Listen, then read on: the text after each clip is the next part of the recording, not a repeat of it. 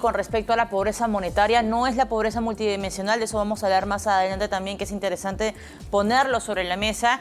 Reacciones del Premier, reacciones del Ministro de Economía y Finanzas, reacciones del titular de la cartera de Midis, y vamos a analizar esto desde el ámbito económico, ¿no? Con las variables que nos dio nos dio este reporte del INEI. Y para eso vamos a conversar con Carlos Gallardo, gerente general del Instituto Peruano de Economía, quien está con nosotros aquí, por supuesto, en el estudio de Economía para Todos. Carlos, ¿cómo estás? Bienvenido. Muchas gracias. A ver, en principio, es una pésima noticia la que hemos recibido el día de hoy, algo que ya se veía venir, ya varios analistas, varios especialistas que han pasado por economía decían esto va a ser casi el 30% y si no es por encima del 30%. La última fotografía entonces del 2023 es que el 29% de la población está viviendo en una situación de pobreza. Yo creo que ha terminado de confirmar, como mencionas, lo que ya esperábamos en la medida que el 2023 fue un año muy complicado en la serie de eventos que ocurrieron desde la conflictividad social, los fenómenos climatológicos, la inflación que todavía seguía elevada, terminó por ocasionar una recesión económica y sumado a la inflación son los aspectos que más pesan sobre la reducción de la pobreza. Entonces, en definitiva, esperábamos un aumento, el punto era hasta cuánto iba a ser este aumento que se ha dado a conocer hoy. Ahora, para que el televidente pueda entender esto de manera muy sencilla, Carlos, ¿qué significa que el 29%, que la pobreza impacta el 29% de nuestra población? Porque esta es una pobreza monetaria. Ojo, ¿qué implica ser pobre en nuestro país con este índice? Lo que hace en sencillo el INEI es establece una metodología donde dice, bueno, la canasta básica de consumo está alrededor de 450 soles en este 2023. Se considera pobre aquel que está por debajo, cuyos ingresos están por debajo de ese nivel. Y la pobreza extrema es algo de alrededor de 240 soles en sencillo. Entonces se considera pobre extremo cuyos ingresos están por debajo de ese nivel. Entonces, esa es la forma en que hacen la contabilidad y claro, este 29% equivale a 9.8, ¿no? 9.800.000 peruanos pobres, eso es casi 600.000 pobres más que el año pasado. Ahora, hemos escuchado, por ejemplo, a varias posturas desde el Premier o el presidente del Consejo de Ministros, desde el ministro de Economía, desde Midis, señalando pues, que son sucesos o esto se debe a sucesos violentos que registramos el año pasado, que tienen que ver por las medidas preventivas que tomaron por el fenómeno El Niño, que finalmente el efecto no fue como el que esperábamos, felizmente, efectos Yaku, el año de recesión, o sea, simplemente esta elevación de la tasa de pobreza se debe a factores externos, climáticos. Yo creo que viene de mucho más atrás, ¿no? La inversión, digamos, cuando más redujimos pobreza, te estoy hablando del periodo 2004-2013, que la pobreza se redujo en promedio 4 puntos porcentuales cada año, la inversión privada crecía casi a 14% cada año. Eso, desde el 2014 hasta el año pasado, ha cambiado radicalmente. La inversión privada a duras penas crece a 1% anual y la pobreza, más bien, lo que hemos visto ahora es que ha aumentado, ¿no? Entonces, si queremos realmente reducir cifras de pobreza seriamente, necesitamos retomar cifras de crecimiento de la inversión a doble dígito. Y entonces, si tú me preguntas qué es lo que causa y si solamente esto causa, yo creo que causan muchos aspectos. Parte de ello, o importante, tiene que ver con la conflictividad, con el conflicto político que existen ya desde hace varios años, con la pandemia que se agravó y luego con lo último, todo lo vinculado al gobierno de Castillo y la destrucción del Estado que se debe encargar justamente de estas políticas. Y la confianza, ¿no? La confianza en el sector privado. Carlos, estamos poniendo en pantalla ahí esta gráfica y esta infografía, porque la pregunta que muchos hacen en casa, ok, 29% de pobreza, ¿hace cuánto tiempo no veíamos una tasa tan alta como esta? Sin contar pandemia, que fue el peor año, creo que de las últimas décadas, se cerró todo, o sea, fue un cierre de caño abrupto para las actividades económicas, 30% se alcanzó en ese momento, pero quitando este año anómalo, ¿no? Especial, ¿cuánto tiempo hemos retrocedido en la lucha contra la pobreza? Tenemos que volver hasta 2010, 2011, cuando los niveles de pobreza estaban cercanos al 30%, y eso significa, pensando en la pandemia, ¿no? En el periodo previo, en el 2019, y si lo comparamos la cantidad de pobres que teníamos entonces con los que tenemos ahora, hoy tenemos 3.300.000 peruanos más pobres que en el 2019. ¿no? Entonces, ese es el nivel de retroceso versus el último año antes de la pandemia y mucho más cuando vemos que hemos incrementado o hemos vuelto a niveles del 2011 o de 2010 O sea, ahorita en estamos niveles de pobreza. peor Sí. que cuando el año previo, digamos, a arrancar esta pandemia. Hay más de 3 millones de pobres, ¿no? 3.3 millones. Ahora, ¿por qué? O sea, ¿qué es lo que está pasando que no podemos levantar cabeza y decir estamos en sendas de recuperar y de luchar contra este flagelo que es la pobreza, que probablemente muchos en casa con un televisor y con almuerzo 3 veces al día no lo sienten, pero vamos, o sea, la pobreza también ha cambiado un poco de rostro, ya no es la pobreza rural, en su mayoría es una pobreza urbana, está más presente en Lima, en el Callao, o sea, ¿cómo ha cambiado el rostro? Sí, mira, 21 de las 25 regiones han visto incrementar su pobreza, ¿no? Esto, como has mencionado, es un fenómeno ya más urbano. Hoy hay 3 millones y medio, ¿no? Ahí está el gráfico donde vemos cómo hay pobreza, incluso en 7 regiones hay mayor nivel de pobreza que en la pandemia, o sea, en 7 regiones están peor que en el año de la pandemia. Ahí está Lima Metropolitana, ¿no? ¿Y qué regiones son? O sea, ahí está Loreto, Ucayali, Madre de Dios, casi todo el oriente, ¿no? Mastana, Lambayeque, Cajamarca y Lima Metropolitana y el Callao. Lima ¿no? Metropolitana y el Callao en estos momentos, Sí. 2023, que es la última fotografía o la fotografía más actual, está peor. Que en el 2020, sí. El nivel de pobreza en Lima, hoy que hablamos de que tenemos versus prepandemia, la pobreza ha subido de 20 a 29%, ¿no? En Lima, la pobreza se ha más que duplicado. Estaba antes de la pandemia en alrededor de 14%, Lima Metropolitana, hoy es un poquito más de 28%.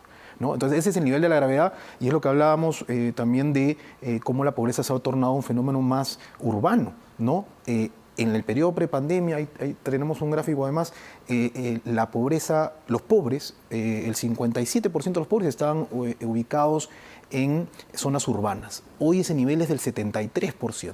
Entonces, y los tenemos, uno podría decir, y los tenemos aquí en Lima, ¿no? O sea, antes era 5 de cada 10. Sí, y ahora son 7 pobres. de cada 10 están aquí en las zonas urbanas, concentrados, los pobres, y entonces eso plantea retos en las políticas públicas también porque hemos estado acostumbrados Claro. a combatir pobreza rural, ¿no? Y ahora te cambian la fotografía, te cambian Sí. el perfil y evidentemente tus políticas públicas tienen que cambiar. La buena noticia es que digamos, en la medida que es urbano y en la medida que están bastante concentrados en Lima, uno podría decir, oye, la solución está, ¿no? Podemos comenzar, estamos aquí, si quieres, alrededor nuestro, el problema está alrededor nuestro. Y entonces ahí vienen los retos de política, ahí está el gráfico, ¿no? En el 2019, la zona de Lima y resto urbano, ¿no? Llegaba alrededor del 57% y hoy es ese 40 más 33, ¿no? La pobreza urbana en Lima Metropolitana alcanza el 33%, ¿no? Entonces, eso te pone los retos en políticas públicas, como te decía, y creo que la buena noticia es que está todo aquí, podríamos resolverlo de repente sin ese desafío que teníamos antes de cómo llegamos a la zona urbana, Claro, cómo encontramos al pobre rural. geográficamente ¿No? Sí. Ahora, bueno, esto son cifras crudas que no se pueden ocultar y que además sirven porque sin cifras a la mano, sin estos estudios, no puedes diseñar políticas públicas, ¿no? Esta base, si quieren, la más importante y esperada por no solo la academia o los investigadores, los analistas, sino también por el sector privado, porque eso es una fuente, digamos, de información hasta para hacer negocios, ¿no? Claro. Entonces, es importante conocer lo que está ocurriendo en la región, era importante que se diera a conocer pronto, en ese sentido, pues qué bueno que pudo compartirse la base hoy día, al menos. No me quiero ir de estos resultados del INEI. Hay otra información que ustedes han podido recabar desde IP. ¿En cuánto tiempo le va a tomar al país salir de este lodo, ¿no? En el que estamos pues prácticamente hasta la altura de la rodilla y del muslo? O sea, ¿qué tan complicado va a ser salir de esta situación? No es tan sencillo en realidad porque, digamos, hay una relación entre el crecimiento, ¿no? Y qué tan veloz se puede reducir o qué tan rápido se puede reducir la pobreza. Si nos estancamos en tasas de 3%, ¿no? Que es lo que se está proyectando, el MEF lo que está proyectando para este año, nos podría tomar 23 años cerrar esa brecha, ¿no? Ahí está esta gráfica Sí. que básicamente que dice años necesarios para que la pobreza retorne a los niveles 2019, según la tasa de crecimiento del PBI. A ver, explícanos esto porque dice 2% abajo, Sí. 3% y arriba está el 35, 23. Sí, ¿Cuál sí. es la O sea, explicación? partimos del nivel de pobreza actual de 29% y luego decimos, bueno, ¿cuánto era la pobreza prepandemia en el 2019? 20%. ¿Cuánto tiempo nos puede tomar pasar de ese 29% al 20%? Y decimos, bueno, si crecemos 2% anual, Ok. nos va a tomar 35 años. Regresar a niveles prepandemia. Claro. Ese es tu año base. Sí, sí. O sí. tu escenario ideal. Claro, ¿no? El mínimo, si quieres, porque ya llegamos a ese número, uno podría decir, bueno, queremos llegar ahí, no estamos diciendo a ver cuánto tardamos en llegar a 10%, nada, claro. es cómo retomamos los niveles del 2019. Si crecemos a tasas del 3%, como se espera este año según las proyecciones de la última actualización del marco, nos tomaría 23 años hacerlo.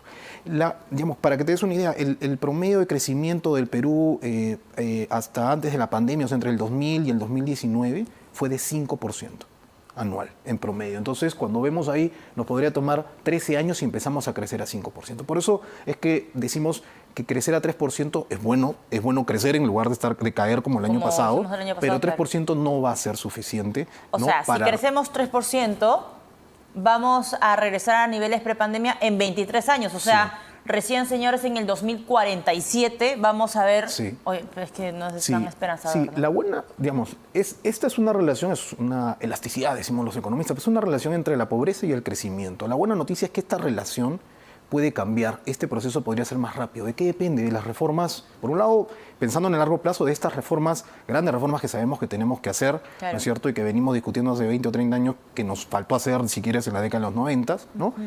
Y luego están las reformas más de corto plazo, o acciones más de corto plazo que podemos tomar. Y eso me interesa, o sea, no quiero que, digamos, los televidentes digan, ok, voy a tener que esperar 20 años más, probablemente pase un episodio lamentable políticamente hablando, con presidentes que terminan en la cárcel, ¿no? Y que ahuyentan lamentablemente la inversión privada, no se dan cuenta que eso también gatilla mucho el tema del empleo y que genera ingresos y probablemente esta cifra no la estaremos viendo. Pero en el corto plazo, Carlos, ¿qué podemos hacer? Mira, a mí me parece que hay cuatro sectores muy importantes para la reducción de la pobreza que involucran bastante inversión privada. La inversión privada es generadora de empleo y las personas salen de la pobreza con empleo y mejores ingresos. No hay otra receta. En el camino tienes los programas sociales y las ayudas que les debe dar, sin duda es importante, pero para realmente salir de la pobreza necesitas empleo. 4 actividades. Minería, ¿no? Que en la medida que podamos seguir destrabando proyectos y poniéndolos en marcha más rápidamente van a tener, digamos, un impacto importante en la ciudadanía. Tenemos irrigación, el campo, más del 30% de las personas se dedican a la agricultura en el Perú. Ampliar la frontera agrícola, garantizar acceso al agua para una agricultura competitiva va sin duda a tener un impacto muy fuerte. Lo tercero es turismo, ¿no? O sea, es inaudito que no podamos recuperar todavía los niveles prepandemia de turistas, no recuperamos el nivel de empleo tampoco en el sector turismo, es importante revertir eso y han cambiado una serie de autoridades en el sector turismo, también me parece grave. Y lo último es el gas, ¿no? O sea, creo que tenemos una agenda sumamente atrasada en cuanto a la masificación del gas. Y ahora que está en boga esto, ¿ah? Es imposible descentralizar el país y impulsar desarrollo industrial en otras regiones si el costo de la energía no la abaratamos.